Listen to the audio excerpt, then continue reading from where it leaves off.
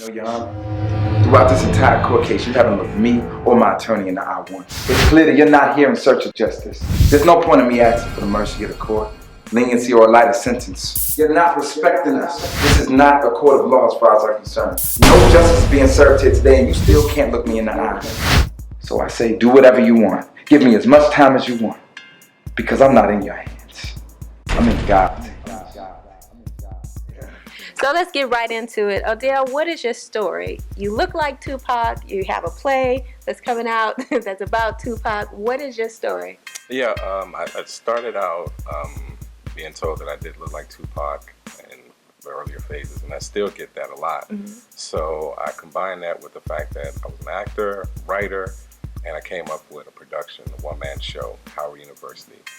And I had this idea about telling a full stage production. And this time, I believe that it was only maybe one production at a time that had been done, which starred Anthony Mackie. I think that was the only one that was done at the time. Mm-hmm. So I basically embarked on a story that I could hold on to throughout the years, basically saying everybody wants to tell a certain tale about Tupac, right. But you have to be able to stand by it. Mm-hmm. And that's something that I'm willing to do with this production. So I developed it into a full stage production. Did it for a couple years, starred in it, and which brings us till today, basically having Calvin actually be Tupac in the production.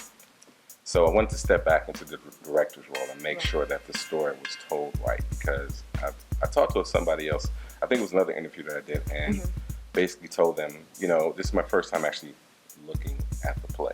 Wow, okay, so right. This is the first time I've had a chance to look at it from a director's view. How does it feel to be on the other side? I mean, it's different when you're acting because you're in it.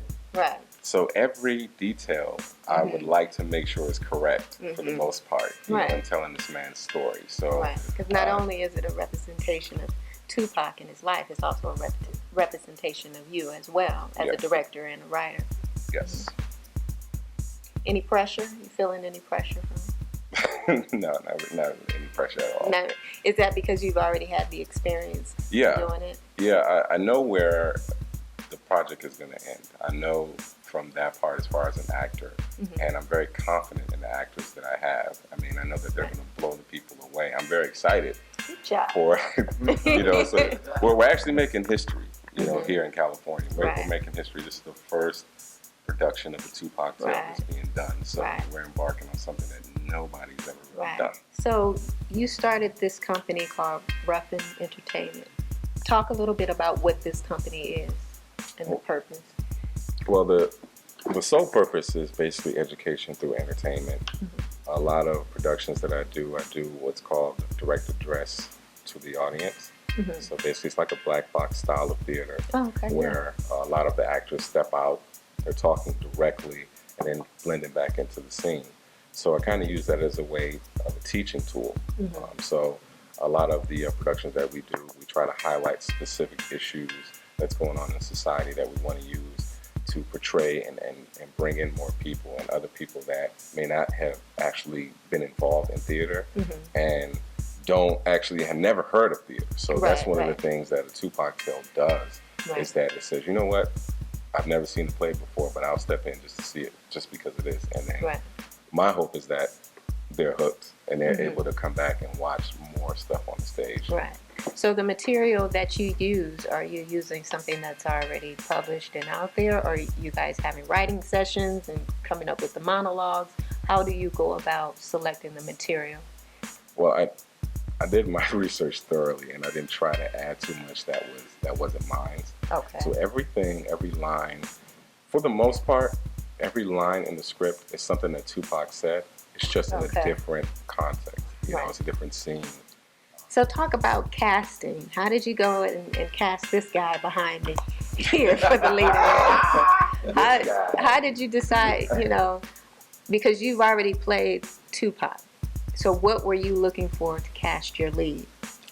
I worked with Calvin before on on the production. So It's all about who you know. Nepotism, y'all. Yeah. He's my He went, cousin, too. he went and got the homie. No, but seriously, I did. he said, "Yeah, I did." And well, basically, I like the way that he worked, just in how he handled himself as a professional, and he had the voice. And when I heard it on stage, I was like, wow, that could be something that could add into. Right. So, in terms of doing the first version that we did a stage reading. I'm sorry, and I actually invited Calvin to come and portray Tupac during that session. I don't try to look too much for a particular look.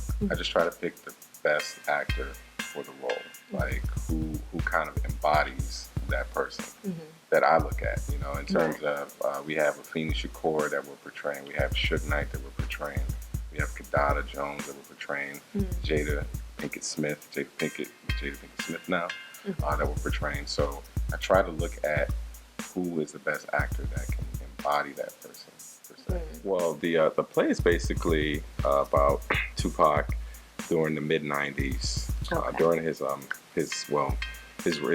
I always say his alleged rape trial. Let's say alleged rape trial. We'll say that.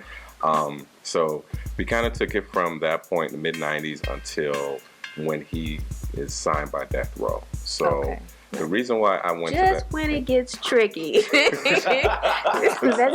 And that's exactly why. That's when it gets a little tricky in there. Because a lot of people don't pay attention to that. Everybody kind of glosses over that, says, okay, we'll tell the whole story. But I was like, the reason things happened afterwards, there was something that occurred during the time when he was on trial to when he actually left the prison. So we take it from there, and then we do a series of flashbacks with a lot of characters that you've never seen Tupac interact with, Kadada Jones in that way, and we hear Jada Pinkett Smith talk about him, but we don't actually see the interaction. I know you're producing and you're the lead. Talk about your involvement, how you got involved, how you guys all know each other, and what's in the future for you guys. Well, I got involved. Well, actually, I got involved in this production company with Ruffin Entertainment.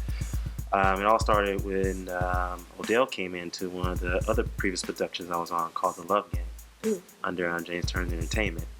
Ultimately, he got casted for one of the roles that we were looking for because I actually thought he was the right guy for the role. When I first saw him come in here and audition, he just killed it on the co-read. But since then, we remained partners. We worked on previous productions together. Future productions coming up. One of them is a web series that we're really, really are focusing on. So look forward for that. That's called Quietly into the Night. Yes.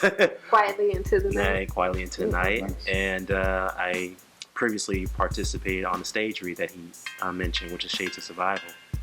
I took on one of the supporting characters on that, so that was a great experience, and hopefully I'll stay on the full production on that.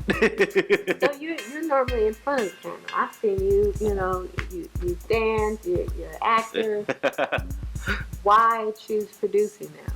You know what? That's a good question. I've always perceived myself as a guy who diversified himself in a way. I like to multitask, in other words. I mean, that's what I'm very good at, and I always thought of myself also being the boss, being the leader. You better watch out now. You're trying to ambitious. Yes. He's ambitious. But out for your head.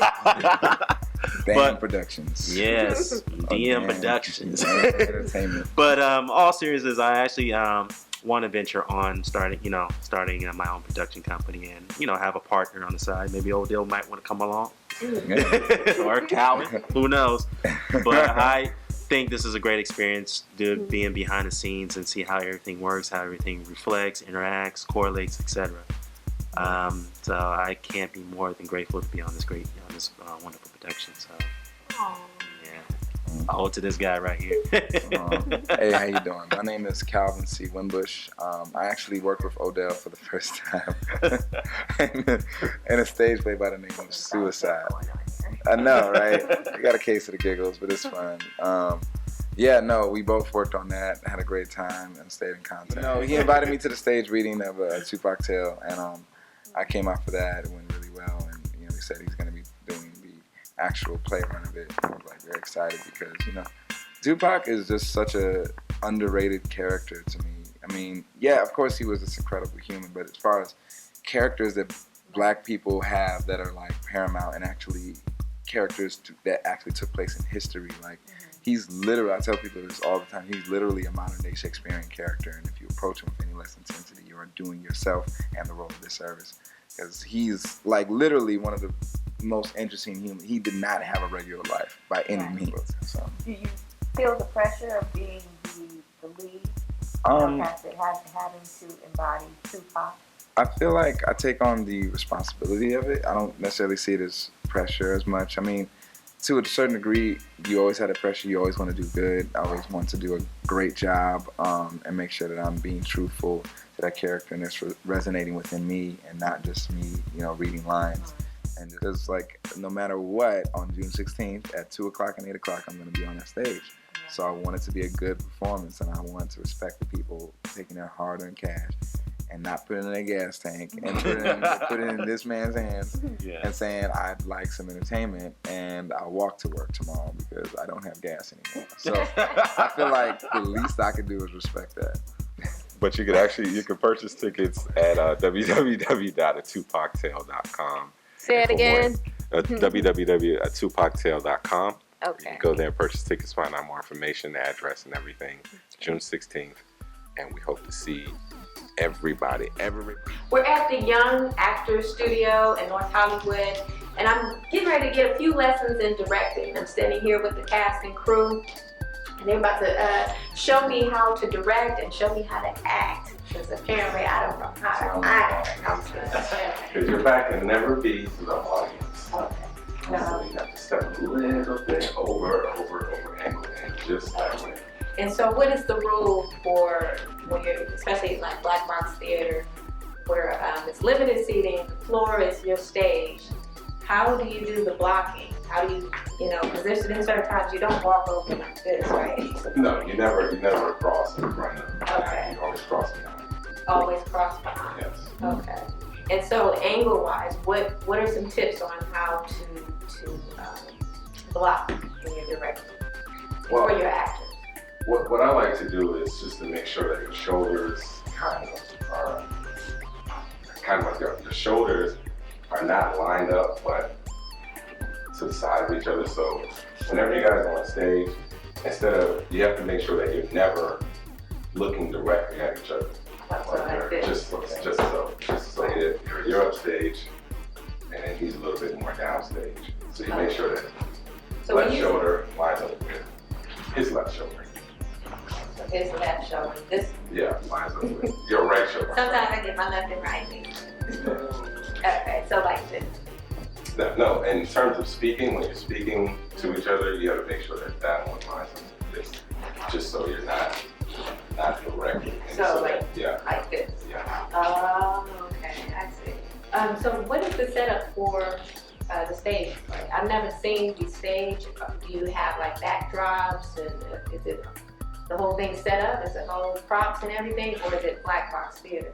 It's primarily Black Box. I'm going to share something that I don't share with my actors for the most part. Like I mentioned earlier, I use a technique that I use as an actor. Basically, I put that on them in terms of it's like an ad technique.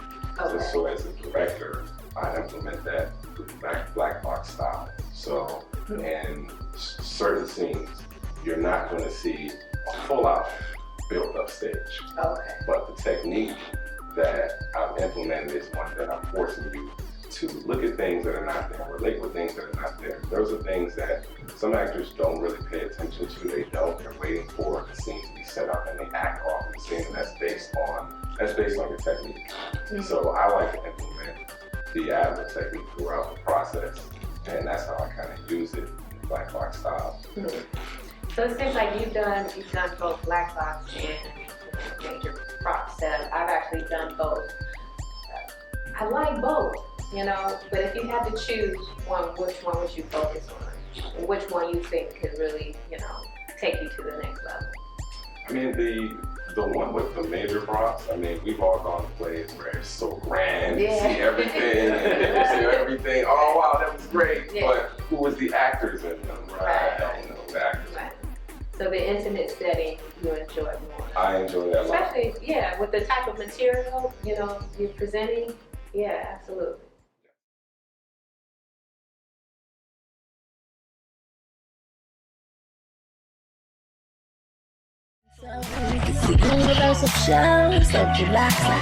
Essentially, I'm looking for the right guy for me. He's so for real, like the group, no facade with me. Fuel ecstasy, especially when he next to me. Like a compilation, he get the best of me. Religiously at night, hold me